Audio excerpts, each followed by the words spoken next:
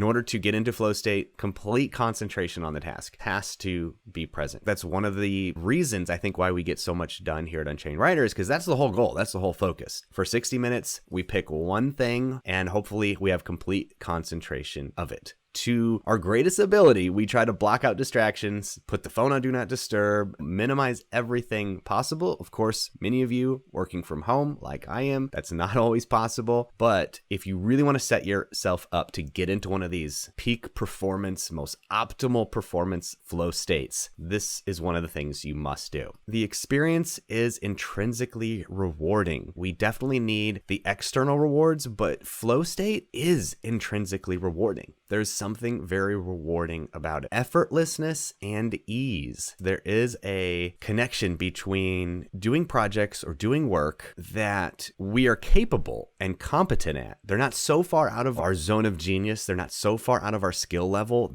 that it feels just really, really complicated and takes immense amount of cognitive operation. But it's not super easy that it's so boring. I like this word effortlessness. Many times when you're just working on something, it doesn't feel so hard, but it doesn't feel too simple. It's just effortless. Think about that when you're trying to get into these flow states. There's a balance between challenge and skills. You're developing your skill, you're competent in the skill, but there's a challenge. It has to be just challenging enough. Not so much to where you give up and quit and you're like, this is way too hard for me. But when it's right outside your comfort zone, that's where you should push yourself to.